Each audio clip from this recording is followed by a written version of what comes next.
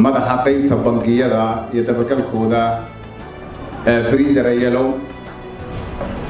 culimaa diinka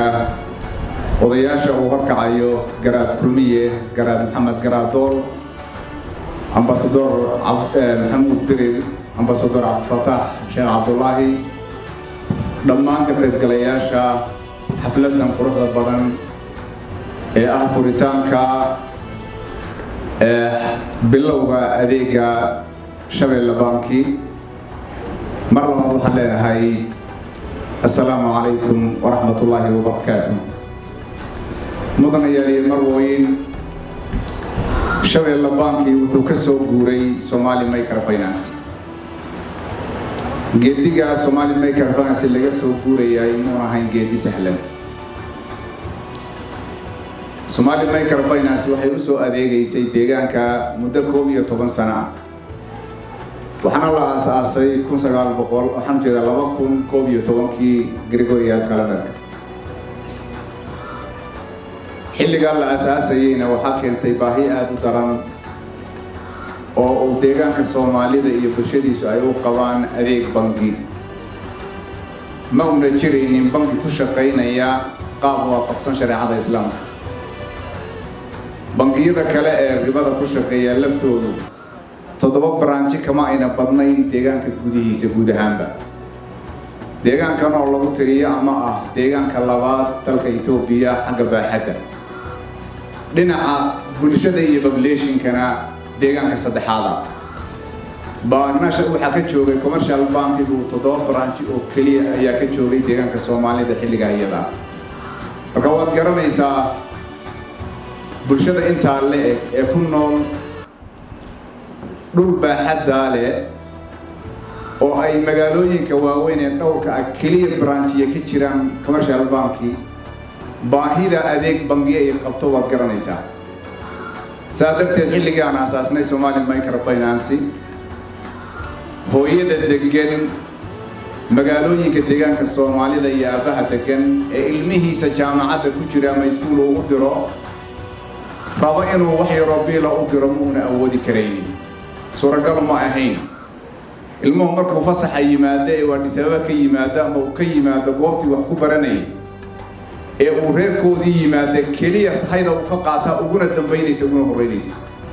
haddii kale aabuhu waa inuu yimaado jigjiga qabrindaha dhagax burgodi waa inuu yimaado meel uu ka diro oo kale oo lacagtiisa uga diro ma ayna jiraynin saadarteed waxay ahayd xaalad aad la yaab loo yahay iska daa in dadka shaqo abuur loo sameeyo oo dhalinyarada lacagihii la amaahinayay iyo revolving fund iyo dadka la maalgeliyo illa sameeyo taa hadalkeeda ma ayna jireen lacagta yar ee ilmaha loo dirayo meel loogu diro ma ayna jireen saadarteed Somali Microfinance waxay la wareegtay doorka bangiyada ee qaadatay deegaanka Soomaalida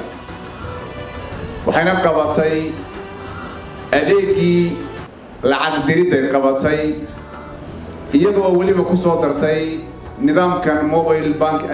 agentiga ay ku soo dartay oo ah Hello Cash taasoo gaadhay dhammaan qabalayada deegaanka Soomaalida oo kor u dhaafaya 4000 oo qabalay kor u dhaafaya ay gaadhay qabalay walba ay ku lahayd wakiil ay ku lahayd waxa kale qabatay depositkii ama lacagihii dadku ay meelaha dhiganayeen ka lumayay ama ka khasaarayay ay kayd u noqotay waxay qabatay oo kale shaqo abuur fara badan oo dhalinyarada iyo danyarta deegaanka Soomaalida malaayiin dad ay u qabatay shaqo abuur kadib waxay ku guuleysatay Somali Microfinance inay isu bedesho bangi oo markii la qiimeeyay bangiga qaranka oo National Bank uu qiimeeyay ay ku sameeyeen waxa la yiraahdaa Camel rating iyadoo la eegayo capitalkeeda tayada uu leeyahay iyo heerka uu taagan yahay asadkeedu heerka uu taagan yahay maamulkeeda efficiency-ga iyo tayada uu leeyahay lacagaha haysatay ee cash-ka iyadoo la qiimeynayo yaa waxa la siiyay 3.25 bank dhibcaha la siiyay taasoo National Bank way warkeen dhibcaha aad u sareeya tahay saadarteed waxa loo ogolaaday Somali Microfinance inay noqoto banki inay noqoto yaa loo ogolaaday marka Somali Microfinance waxay u soo shaqaysay bulshada muddo 11 sano ah waxayna gaadhay bisayl ay banki ku noqoto waxaana loogu mahad celinayaa boardkii maamulkii iyo shaqaalihii Somali Microfinance ee soo gaarsiiyay heer ay banki noqon karto